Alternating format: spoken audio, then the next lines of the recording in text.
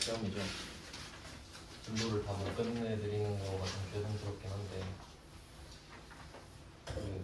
그런 말이 있죠. 제가 좋아하는 말인데 할 수 있다고 생각하든 할 수 없다고 생각하든 그 생각이 맞다. 그런 말이 있어요. 네, 할 수 있다고 생각하시는 분은 열심히 하고 있겠죠. 비교전부채 어제 이어서 보겠습니다. 지금 자본 없어요. 응? 자본 없어요. 아 네. 아니요. 많이 뽑아놨어요. 이거 아니죠. 나 자본이라고 써있어요. 나 제목을 붙여놔서. 어제 그 유동성 대체 설명드렸어요. 그 장기 차입금이 유동성 장기 부채가 되는 것. 그걸 언급하는 게 유동성 대체였습니다. 그러니까 비유동성을 유동성으로 대체한다는 뜻이죠. 유동성 대체.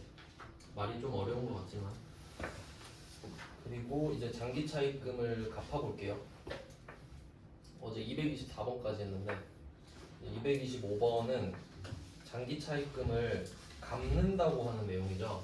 근데 어제 이제 배운 대로 생각을 해보면 그 정확한 절차를 생각해보면 장기 차입금으로 시작을 해서 장기 차입금은 필연적으로 유동성 장기 부채를 거치게 되죠. 왜냐면 그 3년으로 빌렸지만 1년이 되는 시점도 있을 테니까 분명히.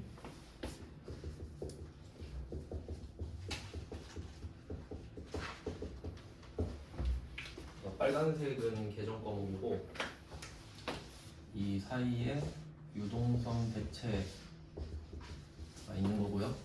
그리고 나서 상환을 하겠죠.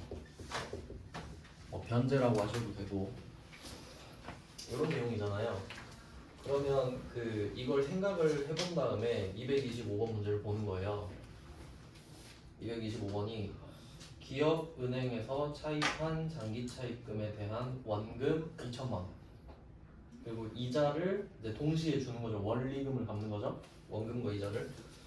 근데 이게 조금 아쉬운 게 뭐냐면 장기 차입금을 갚는다고 하면 별 말이 없으면은 시간이 지나서 갚는 거죠. 그럼 유동성 대체가 끝나 있는 상태여야 되죠.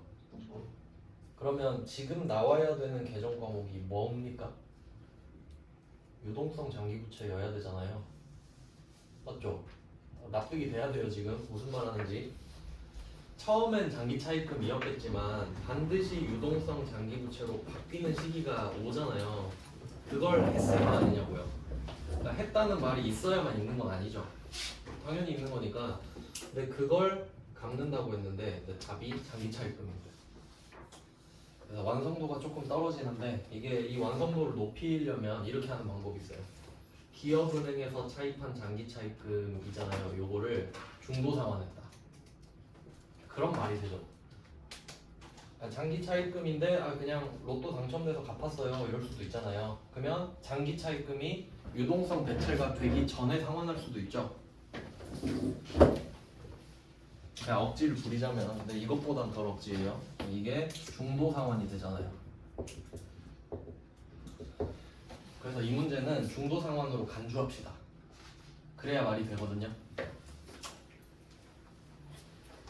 그러면 그럼 얘는 딱 두 개만 있는 거죠. 장기 차입금이 상환이 돼버린 거예요. 빌렸을 때 장기 차입금이죠. 보통 예금이라고 할게요. 금액은 2천만 원이라고 하니까 기업은행입니다.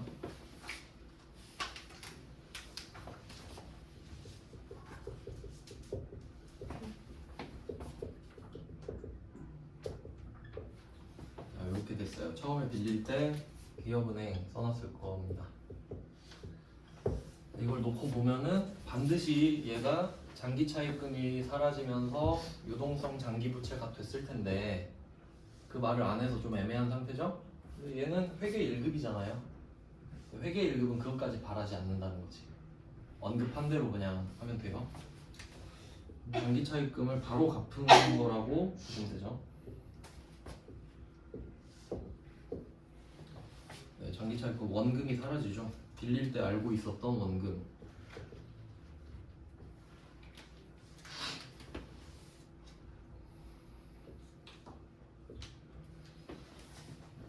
네, 이렇게 원금이 사라지고요. 근데 실제로 줘야 되는 돈은 2,030만 원인 거 아시죠?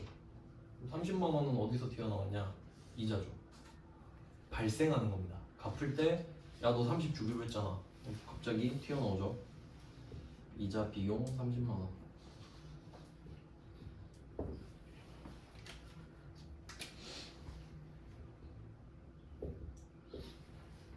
네, 이렇게 해서 2,030만 원을 입금하시면 됩니다.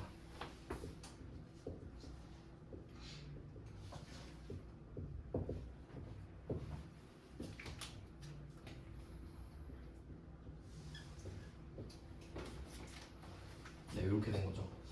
중도 상환이라는 억지를 넣어서 답을 완성을 시켰습니다. 이게 만약에 전산세무 1급에서 이렇게 됐잖아요. 그럼 이거 장기차익금 아니겠죠? 유동성 장기부채겠지. 네, 그냥 생각해 보시라는 거죠. 네, 그렇게 낼 수 있습니다. 문제를 거래처도 잘 써주시고. 그러니까 실제로 만약에 어떤 만약에 사장님이 나한테 말을 한 거예요. 나 오늘 그 돈 갚았다 2,030만 원. 원금 2,000이고 이자 30이야 하면 우리가 이걸 듣고 이걸 적는 겁니다. 맞죠? 돈 갚는 것도 해봤습니다. 조금 아쉽지만 회계 1급이니까 감안해 주시고. 그 다음에 226번. 이것도 아주 좋은 문제인데 3개 표시할게요. 3개. 첫 번째 임대료. 임대료 표시하시고 이름 생각해 볼게요. 임대. 자, 임대는 뭐가 된지 모르지만 빌려준 겁니까? 빌린 겁니까? 빌려준 거죠. 건물주예요 지금. 그러면 내가 건물을 빌려준 거죠. 그럼 묘는 요금이잖아요. 그럼 요금을 줄까요? 받을까요?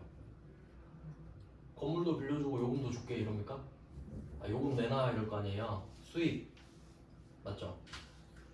그러니까 이렇게 생각하셔야 돼요. 외우지 말고. 임대료도 수익이야 외우지 마시고 내가 건물을 임대해 주니까 요금을 내놔. 이렇게 생각하셔야 된다고. 그럼 나중에 빨라지겠죠 이게. 그럼 반대로 임차료는 뭐예요? 건물 좀 빌려주세요. 요금은 드릴게요죠. 그건 비용인 거고. 그러니까 외우지 마시고 이해를 하시면 좋겠어요. 그럼 이때 뭐 하나 나왔고요. 그다음 미수금 또 표시할게요. 미수금. 임대료랑 미수금이 짝이 맞나 볼게요. 짝이 맞죠? 돈 내놔 했는데 기다려주세요 하면 미수금이죠. 그럼 임차료 짝꿍은 미지급금이죠. 드릴게요. 근데 돈이 없네. 이런 느낌이니까. 그러니까 세트인 애들이 있을 거 아니에요. 생각해 보시면 그렇고. 그 다음에 임대보증금. 3종 세트가 완성됐죠. 임대보증금은 제가 앞에서 강조 한번 했었던 것 같은데 임대보증금은 끊어서 생각해야 된다. 이게 한두 번 듣는다고 익숙해지는 게 아니에요. 그럼 잘 생각해 보세요. 임대 겹치죠. 임대료랑 임대보증금. 왜냐면 내 건물을 빌려줬잖아요. 그럼 야 내가 건물 빌려줬으니까 요금 내놔. 그럼 보증금도 내놔 이거죠. 다 갖고 와. 근데 보증금은 갚아야 되죠. 부채. 생각하는 거 마시겠죠? 절대 외우는 거 아닙니다. 이런 거. 그러니까 나중에 가면은 대자 나오면 대변 아닌가요? 막 이러고 있으면은 이제 답이 없어요. 인생은 그렇게 살면 안 되잖아요. 생각을 하면서. 그러면 우리 이거 비슷한 거 본 적 있는데 임차료, 미지급금, 임차보증금 그 앞에서 한 적이 있어요. 놀랍게도 앞에 여러분이 풀었다니까. 네, 그러면 이 문제를 보면서 앞에 몇 번인지 모르겠는데 비슷한 게 있었거든요. 같이 설명해 드릴게요. 여러분은 항상 상황을 생각해야 돼요. 상황을. 제일 중요한 거예요. 생각. 뭘 배우든지. 그럼 226번은 임대료라는 말이 딱 나오는 순간 그러면 지금은 받은 거죠. 받은 거. 보통요금을 받았다.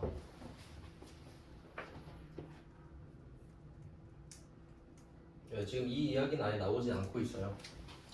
근데 이게 임대보증금이다 이거죠. 방금 설명한 거랑 완전 반대입니다. 딱 반대. 우리가 건물주니까 보증금을 받아놓은 거예요. 그럼 뭐 2년 계약했다고 하면 2년 뒤에 이 돈을 돌려줘야 되죠. 그래서 부채가 되고요. 자산이고. 자, 그럼 이 돈을 누구한테 돌려줘야 되는지 적어놔야겠죠. 세입자가 뭐 한두 명 아닐 수도 있으니까 인성이라고 적어놓고요. 이 거래가 보여야 돼요. 아, 보증금 받았겠구나. 그러고 나서 월세를 쪼는 거죠. 오늘은 월세 받는 날인데 빨리 월세 줘 하는 거죠. 그럼 오늘 월세 받는 날이에요. 그럼 머릿속에 아, 오늘은 월세 받는 날이다. 임대료가 인식되죠.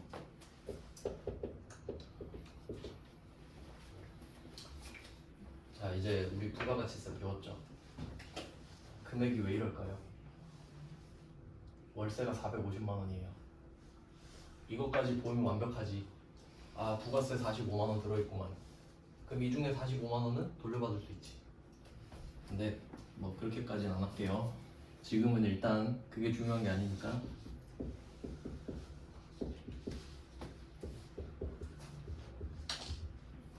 아, 이거 부가세 우리가 내야겠네. 그러니까 원래는 임대료 450만 원에 부가세 예수금 45만 원이에요. 이게 매출이랑 똑같잖아요. 돈 받은 거니까. 제가 잘못 말했어요. 죄송합니다. 자, 이렇게 되는 거예요. 그럼 임대료는 수익이고 부가세는 지금 생략했습니다. 미수금은 자산이죠. 여기서 특이한 거는 오늘이 월세 받는 날이잖아요.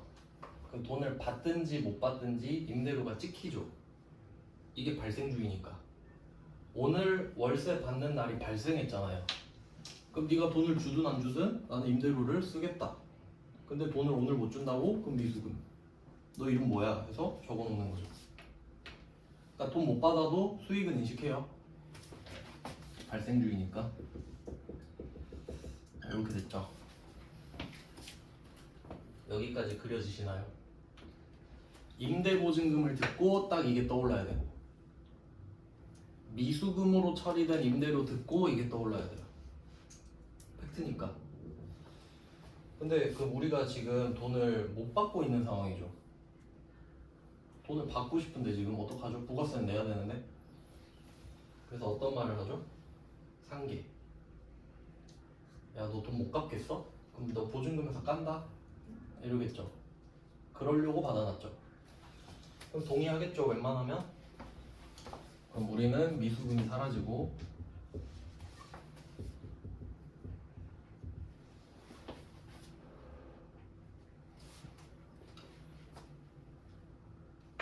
임대보증금도 사라지죠. 그러니까 부채가 사라지잖아요. 내가 얘한테 2천 줘야 되죠. 그럼 495만 원은 덜 줄게 하면 되죠. 받은 셈 치고. 그래서 상계하는 거.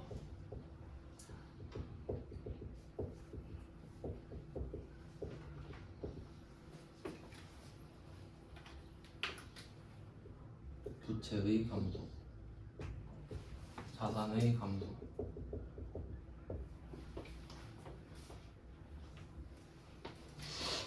주인성. 이렇게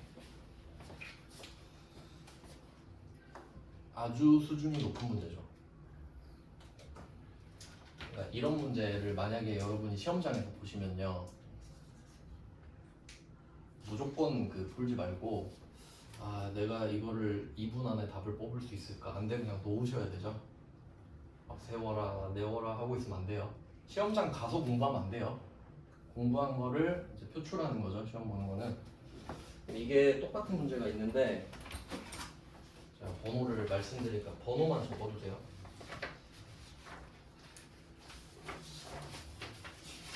이게 기타 비유동 자산에 있었을 거예요.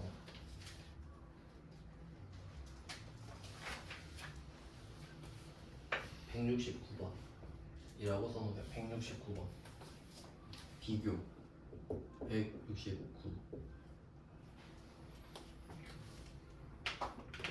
그럼 한번 초벌을 해볼게요. 생각할 수 있나? 그럼 우리가 건물주죠. 그럼 인성이 돼봅시다. 우리가 인성이에요. 그럼 보증금을 주겠죠. 그럼 보통 예금이 나가죠. 걔는 2천이 나가고 뭐라고 쓰겠어요? 임차 보증금. 내가 임차인이니까 보증금을 드릴게요. 그죠? 그 다음에 걔는 임차료가 생겼겠죠. 근데 밀렸으니까 미지급금이죠. 근데 퉁치기로 했으면 미지급금이 사라지고 임차 보증금이 사라지죠. 그 문제예요. 169가 그 문제예요. 같이 보면 당연히 좋죠. 당연히 좋습니다.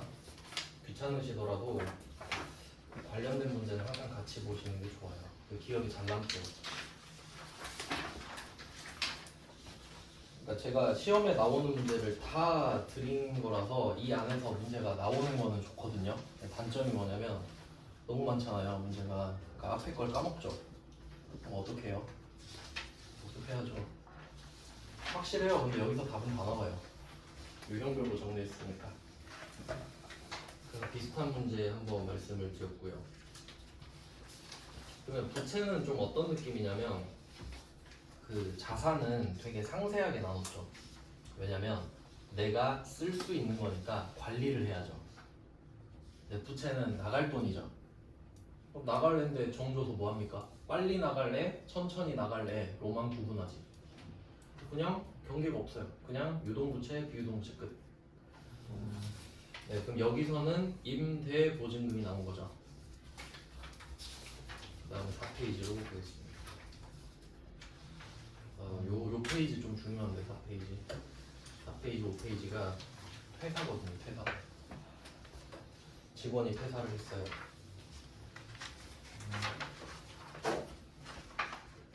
227번부터 보시면 됩니다. 내용을 한번 볼게요. 일단 개정 과목은 퇴직급여 충당부채입니다. 표시하시면 돼요. 퇴직급여 충당부채.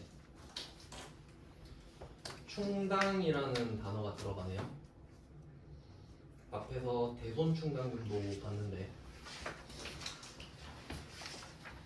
우리가 배우는 것 중에 충당이 들어가는 게 2개 있거든요.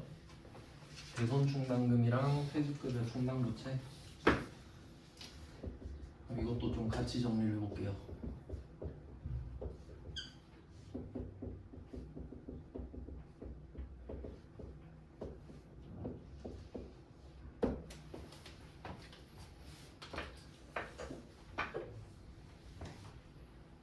네, 이 2개를 비교해보면 충당이 들어가잖아요. 충당은 채워놓는 겁니다. 왜 채워놓을까? 언제 나갈지 몰라서. 내가 돈이 언제 나갈지 모르니까 비상금 들고 있는 거죠. 언제 나갈지 알면 돈을 갖고 다닐 이유가 없죠. 그때만 딱 갖고 다니면 되니까. 그래서 추정을 뜻합니다. 충당은. 그럼 대손 충당금은 쟤가 돈을 얼마를 안 갚을까 추정하는 거죠. 얼마 안 갚을지 어떻게 합니까? 지도 모를 건데. 그 다음에 퇴직급여 충당부채는 직원이 입사를 하면 퇴사를 하겠죠, 언젠가. 근데 문제는 퇴직금 줘야 되잖아요. 그러니까 12월 31일마다 전 직원이 다 퇴사하면 얼마 줘야 될까? 이걸 생각하는 거예요.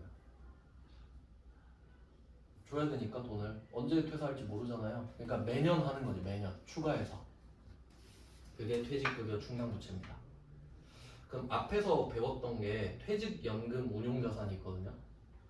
그럼 그 2개가 어떻게 다른지 생각해 볼게요. 퇴직급여 충당부채는 그냥 알아놓는 거죠. 12월 31일에 다 퇴사하면 얼마지? 1억이구나. 끝이죠. 대비는 안 해요. 그냥 1억이군. 알고나 있자 이거죠. 모르는 것보단 낫잖아요.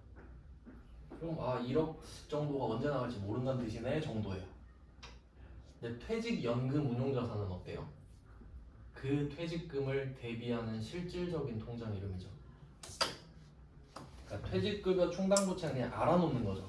1억 정도구나. 근데 퇴직연금 운용자산이란 걸 만들어서 거기 1억을 넣는 거야. 그럼 대비가 끝난 거죠. 이해되셨죠? 차이가 어떤 건지 그런 느낌이에요. 네, 그래서 227번은 기말 현재라고 나오잖아요.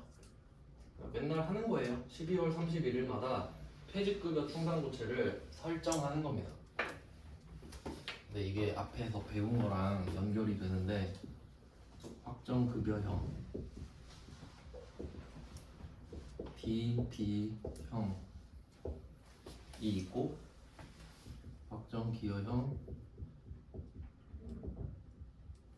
DC형 배웠어요. 기억 안 나는 건 알아요. 근데 그냥 배웠어요. 난 했으니까. 이런 걸 했단 말이죠, 앞에서. 그럼 확정급여형이 뭐였냐면 너 퇴사 직전 월급 곱하기 연수해서 줄게 이거였어요. 대신 퇴사할 때 줄게죠. 그러니까 얘는 얘한테 줄 퇴직금을 1년마다 알고는 있는데 내 통장에 넣어놓는 거예요. 그러니까 이렇게 설명드렸거든요. 월급 300인 직원이 있는데 이 사람이 5년 근무했어요. 그럼 결과적으로 1,500 줘야 되죠.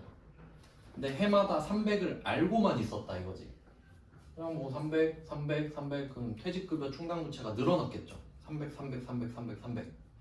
그리고 얘는 퇴직연금 운용 자산을 같이 모아놓는 거예요. 그러니까 얘한테 안 주고 내 통장에. 그러니까 얘한테 300 줘야 된다는 부채가 늘었는데 내 통장에 300을 입금해버린 거지. 그리고 펀드 매니저한테 이 300을 좀 불려주세요. 나중에 돈 더 줘야 돼가지고 퇴사할 때는 더 줘야 될 수도 있으니까. 그러니까 이 확정급여형을 선택하면 계정 과목이 2개 나오죠. 퇴직연금 운용자산. 이거 시험에 내기 좋아요. 왜냐면 한 글자 차이 난다 했죠. 확정급, 확정기 한 글자 차이로 답이 바뀌어버리니까. 그럼 퇴직연금 운용자산은 이름에 나와있듯이 자산이잖아요. 자산. 그럼 이거를 직원한테 줘야 될 돈을 내 통장에 넣고 있죠. 그럼 얘를 쓴다는 소리는 부채도 같이 인식해야지. 남의 돈을 내 통장에 넣는 거잖아요. 그럼 그게 얼마인지를 기록해야 될 거 아니에요. 내 돈이 아니라고. 그래서 얘는 반드시 퇴직급여 충당부채가 같이 나오고요.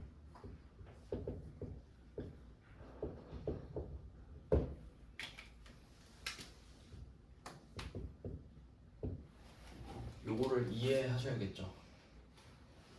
직원한테 줄 돈을 파악하고 그 돈을 퇴직연금 운용자산에 넣는다라고 생각하시면 돼요. 그리고 퇴사할 때 주겠지. 자, 근데 확정기여형은 1년에 한 번씩 직원들 통장에 다 넣어줘 버리는 거거든요. 그럼 해마다 그냥 해결해버리는 거죠. 그러니까 얘는 비용이잖아요. 1년 됐네? 야, 퇴직금 여기 있다. 끝. 월급 줘도 비용, 퇴직금 줘도 비용이죠. 줘버렸으니까. 내 통장이 아니라 네 통장에 넣었죠. 그래서 얘는 500 또는 800 퇴직급여라는 비용을 썼단 말이죠.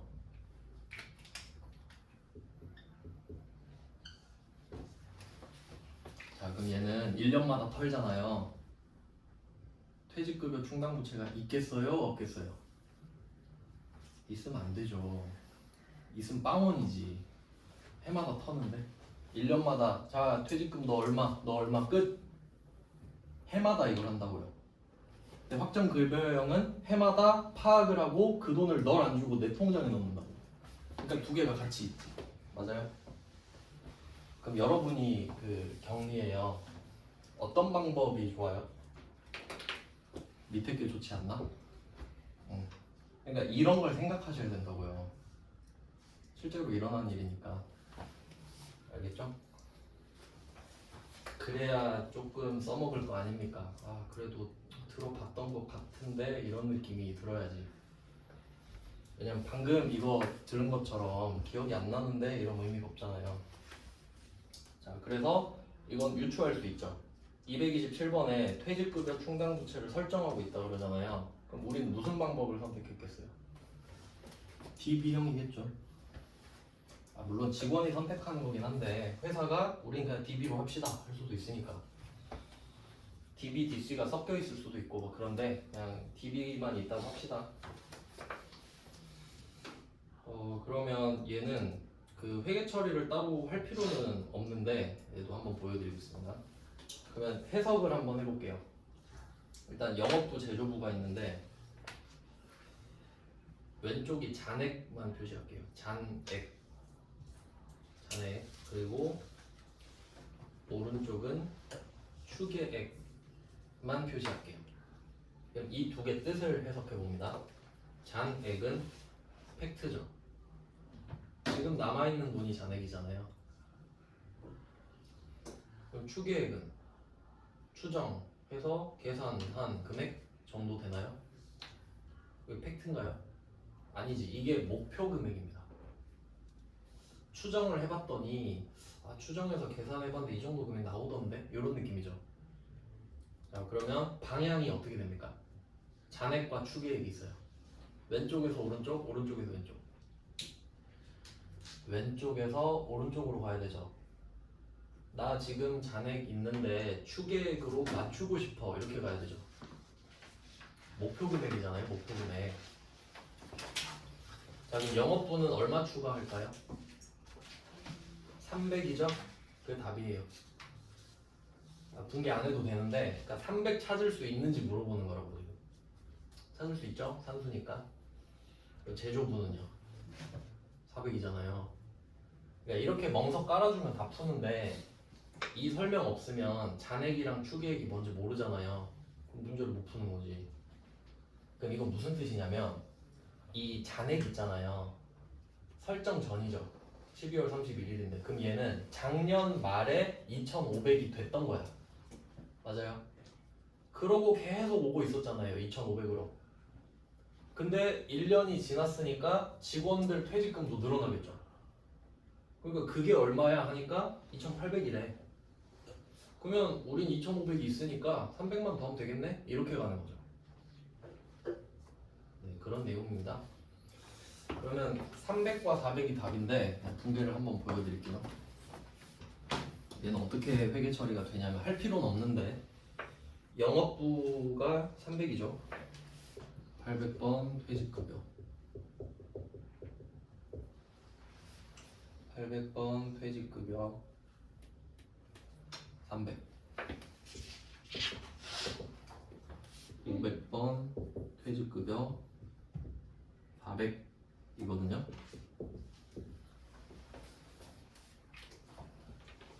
어디서 받는데 퇴직급여? 비용이죠. 둘 다 비용입니다. 왜 그런지 생각해 볼까요? 그러니까 퇴직금은 법으로 정해져 있잖아요. 근데 계산해 보니까 700 더 줘야 되네. 그럼 이 명분이 퇴직금이라는 명분이죠. 기분이 안 좋아졌단 말이에요. 근데 얘는 나중에 언젠가 줘야 될 돈이 되죠. 그러니까 부채지. 퇴직급여 충당부채입니다.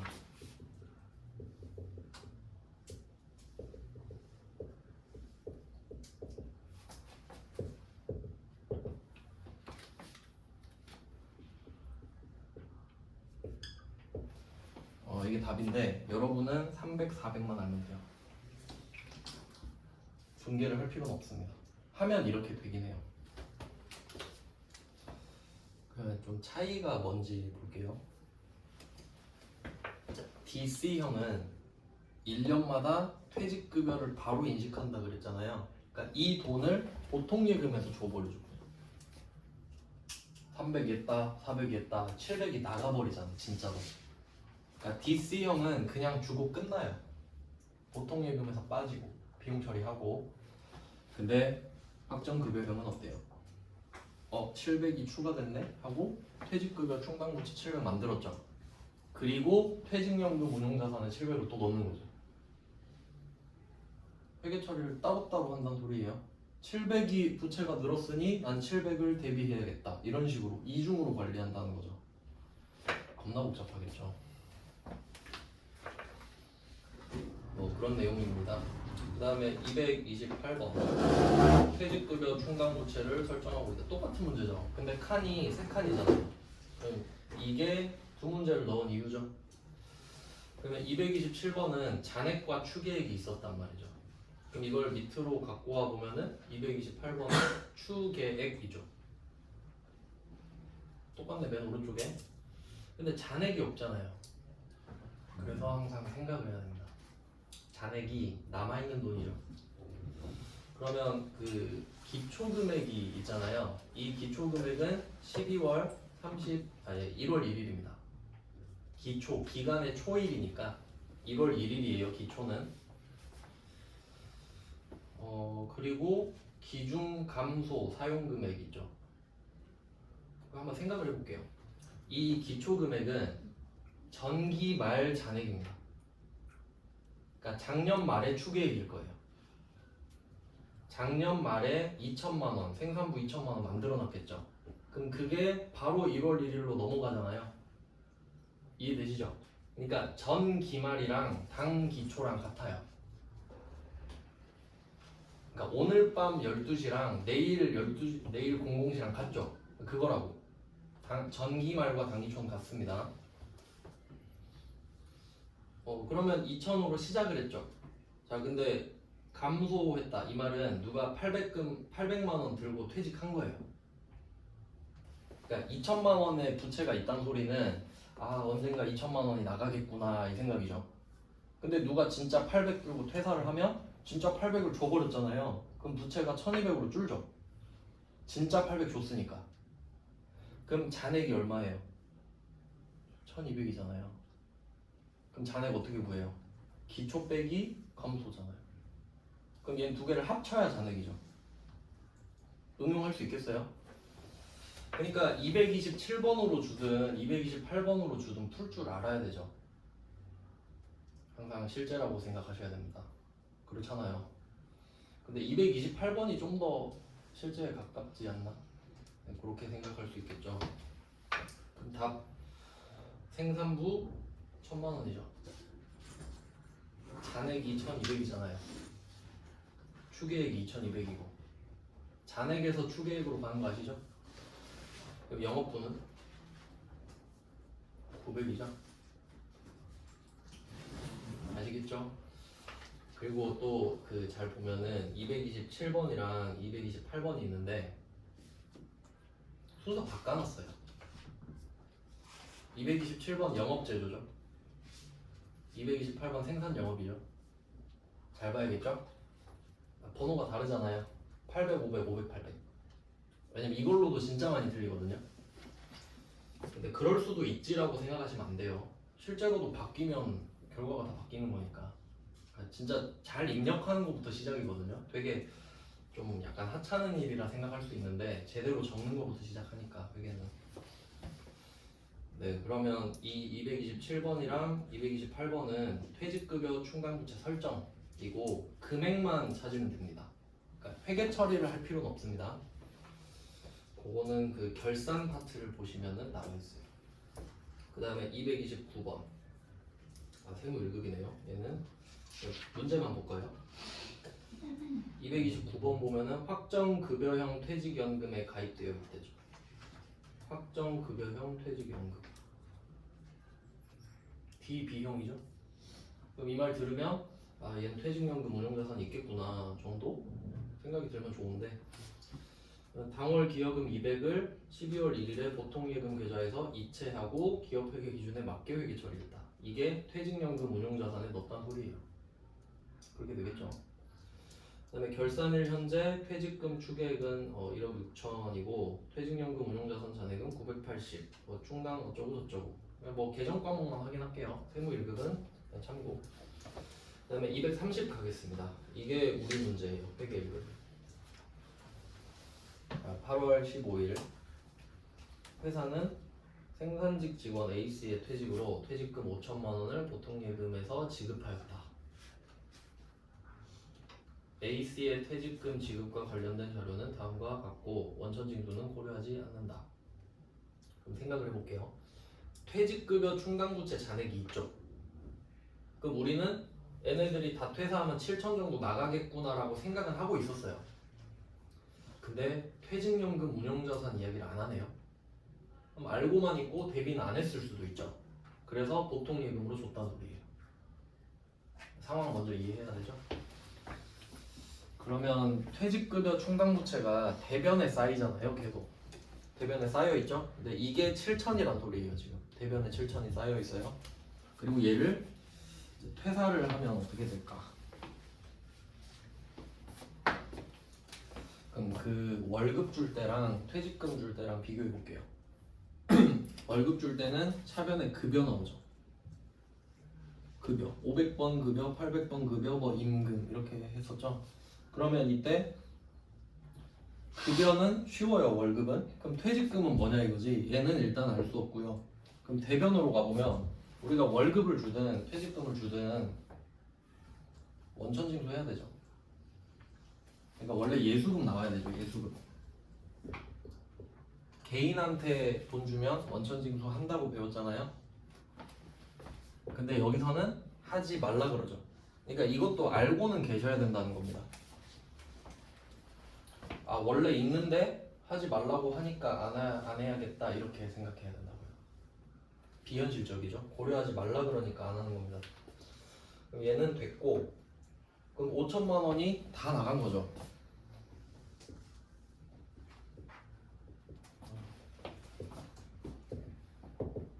아 5천 나갔어요.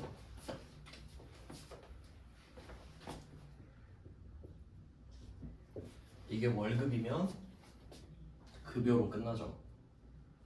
그러니까 월급 주는 건 쉬워요. 근데 퇴직금이면 퇴직급여 충당부채 잔액이 얼마인지부터 확인해야 되죠. 그럼 넉넉한가요? 당연히 넉넉하겠죠. 왜냐면 전 직원 퇴사할 때 금액이니까 부족한 건 말이 안 돼요 사실. 퇴직급여 충당부채를 꺼내 쓰겠죠.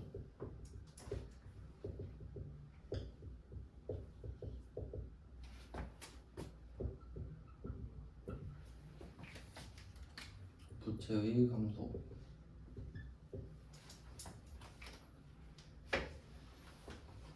뭐 답은 일단 간단한데 그러면 방금 그 지우기 전에 차변의 퇴직급여, 대변의 퇴직급여 충당부채 있었죠.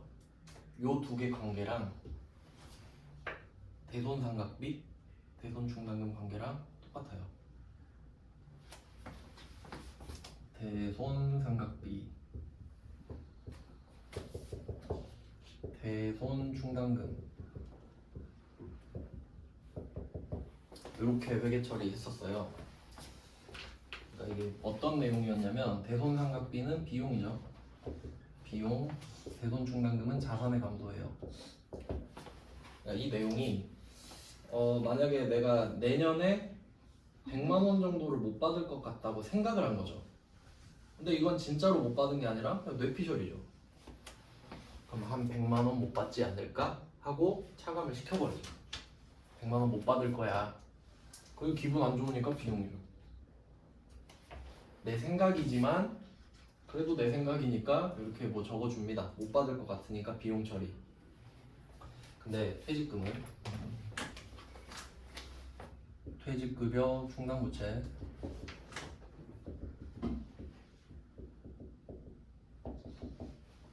차변에 뭐였지? 퇴직급여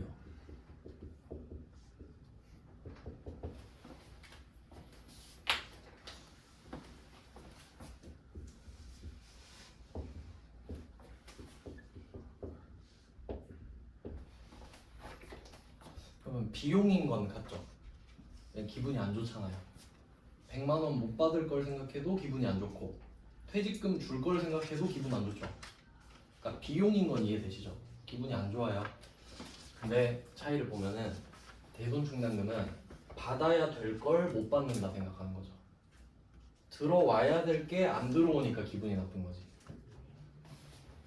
근데 퇴직금은 어때요? 안 나가야 될 게 나가니까 기분 나쁜 거 아니에요? 생돈이 나가잖아요 그냥. 그러니까 부채지. 부채. 근데 방향은 비슷하죠. 어쨌든 기분 나쁘다 이거 아니에요. 내 돈 나가니까 받을 걸 못 받든 안 줄 걸 주든 기분이 안 좋다. 그럼 요거를 응용을 하잖아요. 그럼 지금 퇴직급여 충당부채가 넉넉하죠. 당연히 넉넉하겠지만 그럼 이걸로 쓰고 끝 아니에요. 만약에 부족해. 3,000 있어. 퇴직급여 충당부채가. 그럼 3,000을 꺼내서 쓰죠. 그럼 2,000 부족한 거 어떻게 해요? 이거 뭘로 만들었지?